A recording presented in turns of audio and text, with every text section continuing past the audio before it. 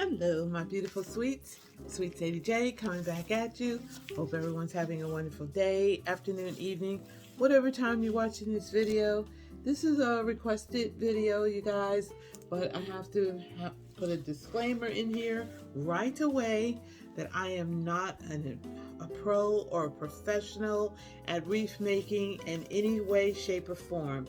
Like I've mentioned to you guys before in my vlogs, I go to YouTube, Pinterest, wherever, mostly YouTube, because I love watching tutorials, step-by-step tutorials on how to do whatever it is you want to do, how to make a dish, whatever.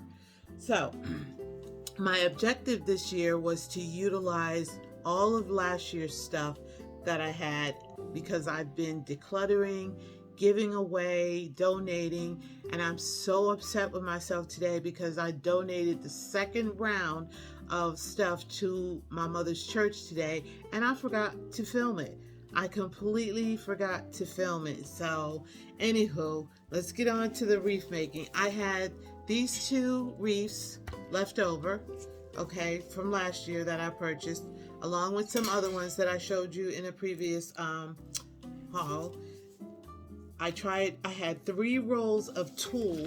That's this kind of material that comes on a roll. It's called tulle, Tulle. Okay, so I had 3 rolls of tulle. Now I thought sure I had lots of mesh ribbon like this, okay, left over from last year, but I did not. I had plenty of wire edge ribbon like this. I actually had 3 of these and I still had some ribbon left over. These are all wire edge ribbons left over from last year. So you can see these are 2 completely different types, but they look almost similar. Okay, so I had that, and then I had this beautiful, almost looks like burlap with the pumpkins on it. So these are all from last year. So my first objective was to use up all my tulle. And if you look here, you'll see all the tulle that's in here. I've been filling it in with the mesh since I went to the Dollar Tree in Franklinton and found 4 rolls of fall mesh like this right here, because I did not like the look of those first 2 that I got. They just wasn't giving me the fall vibes. So yeah, I took 3 of those back. I only opened 2 of them, 1 of each. So I took the other 3 back today at the Dollar Tree and just got something else. So anyhow, note to self and everyone else, never put your bows on your wreaths until after your wreath is completely done. I got a little sidetracked, which is something I do on a regular basis, and I just wanted to see if I could remember how to make my bows out of the ribbon. So this is probably going to come off because it's already getting in my way. So what I want to do now, I've filled it in with some mesh, with some fall color mesh to make it look fuller, because some people like their wreaths minimal, but I like my wreaths really, really poofy. So yeah, so I'm want to finish putting this tulle on. And what I did with my rolls of tulle, if you watch most YouTube videos or tutorials, when they are unrolling their tulle, they usually use like a piece of cardboard, but you can use anything. You can use a nice hardcover book, depending on how long you want your tulle. You should always have a ruler or tape measure with you. I have this Dollar Tree, what do you call it? What do we call these again? Mats. So I just use this to roll out my tulle because I'm working on a very small wreath form. Now, if I was using a larger wreath form, I would have gotten my tape measure out or a ruler. So all I did was just roll my tulle around this mat right here and just keep rolling it until it comes off the roll. Okay, so this is my 3rd and last roll of tulle. I didn't throw it away, I didn't give it away, I'm just keeping it and utilizing it. So now you should always have a pair of scissors, okay, and all we're going to do is go underneath here and we're going to cut the tulle on both ends, okay. So it's cut on that end. Then we're going to come back over here and we're going to cut it on this end. And that end piece is going to fall off, which is no problem. And make sure you have a nice pair of sharp scissors. I am going to go to Joann's or Michael's or one of them and get me one of those real good industrial pairs. So the little end came off. I have a garbage bag right here to try to keep everything together. I normally have my tarp down when I'm crafting or doing any kind of DIYs, but I've just been too lazy. It's right there in my laundry closet. But here we have all the tools, okay? So we're gonna set that aside.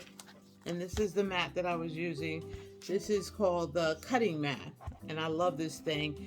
And this is typically all I use. I don't use the big industrial ones. You know, you can always go back and get a few more. So we're gonna set that to the side.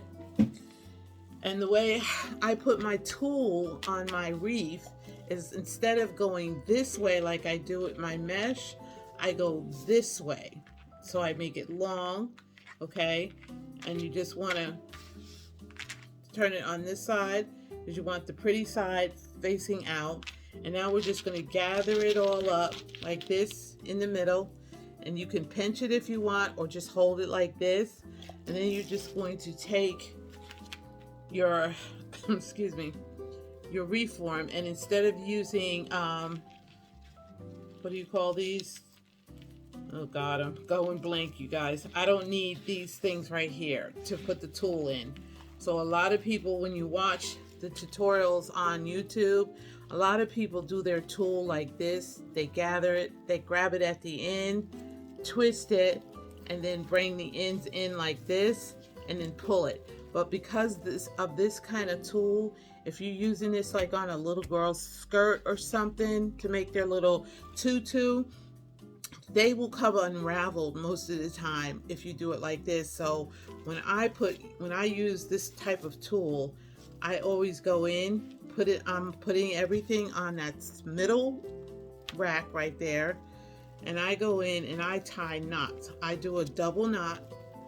First you want to make sure it's even, and then you're just going to do one knot, the first knot. You're going to pull it really, really nice and tight, and then you're going to go in and you're going to make another knot.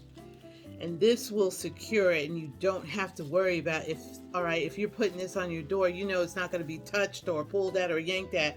But if you're making, like I said, a little girl's little skirt, she's going to be playing with that skirt, so that tool will come loose, okay? So we're just going to go ahead and we're going to do the second one, and then I'm going to go off camera and finish this, and then I'll come back and show you guys what I'm doing. So I'm scrunching that up again. I'm pinching it in the middle. That's the pretty side here, okay? And then I'm just going to, you could twist it if you like, whatever you're fancy, do you. Y'all know I'm OCD, so I'm just gonna take it right over here, and I'm gonna bring it right next to the first one that I just did. And I'm gonna do the very same thing until I've used up every piece of this tool. And that will make me feel good that I used up what I had, and I did not waste anything, throw anything away, or give it away. So my objective is to make a wreath for my patio door, and a fall wreath for my patio door, and a fall wreath for the community door. Now the one that I have on my door right now is the fall wreath that I made last year, but it has all the fall mesh that I love so much, the burnt oranges and the reds that I'm not going to be getting this year, so that might have to stay on my door. Plus I have a welcome sign on it, so these are probably going to be for the community door and my patio door. Okay, you guys, let me finish with the tool and I'll be back. And I'm on my last piece. I'm just scrunching it up like I showed you before. Just bring it together like this. I twist mine just to make it a little bit easier for me to tie my knots. And I'm going to put it in that middle circle, okay? I'm going to try to even it out like this. And then we're going to tie our first knot and then our second knot. It's looking pretty cute so far. That's just me, you know, I'm going to be partial. And that is that whole roll of tulle that I used. Okay, and you're just going to turn it up like this. And that's how that looks right there. So we've got the wreath done. Now I'm going to go back and I'm going to take this bow out because I'm not really sure if that's going to create some problems. It probably is. Now you could always go in here between this tulle and put some of this nice mesh in, which I think I will be doing. I couldn't think of the name. Y'all know I'm old. The pipe cleaners. I'm going to fold it 1 in half again. And I'm probably going to put 2. This is all according to your liking. You may have to take it out, tweak it a little here, there, whatever. But until you get it the way you want it. So I've got 1, 2, 3, 4 here.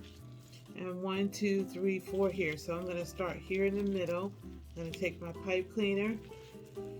And I'm going to make sure I secure that nice and tight. Just twist it. You don't have to tie a knot or anything. And then I'm going to take my mesh.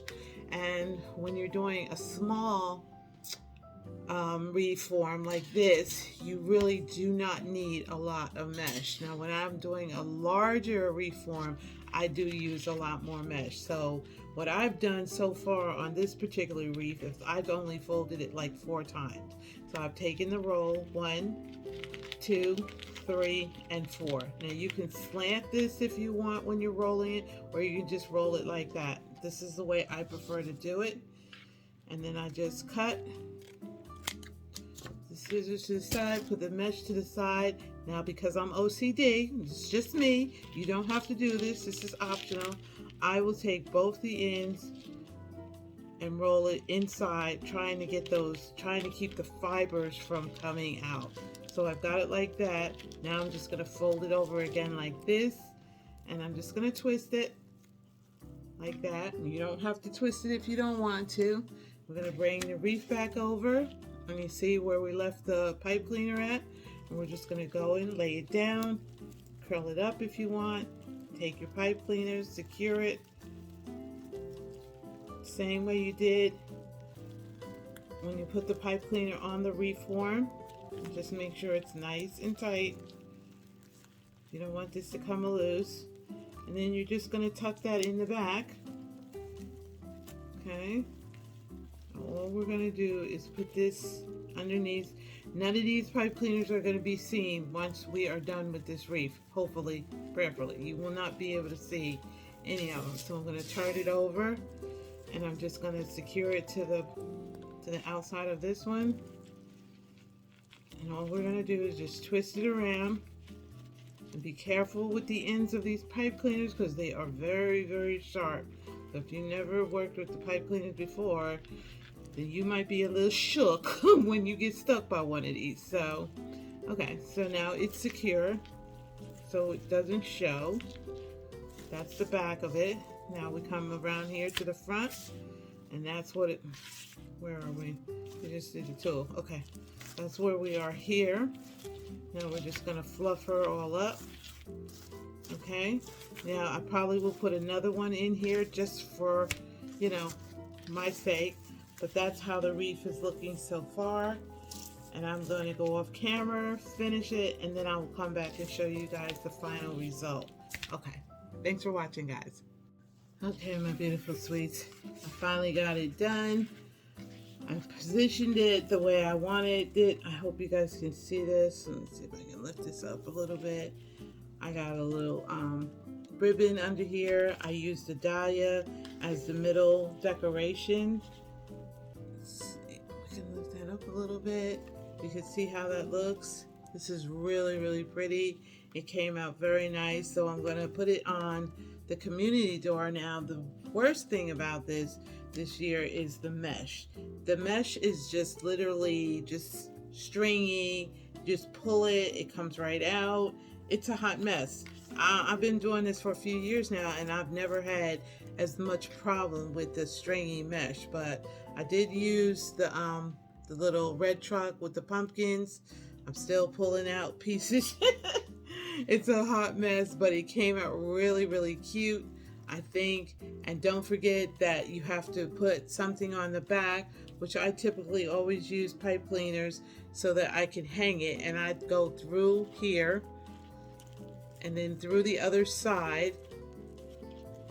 Okay, and now we're going to tighten that. Oops, sorry y'all, did that the wrong way.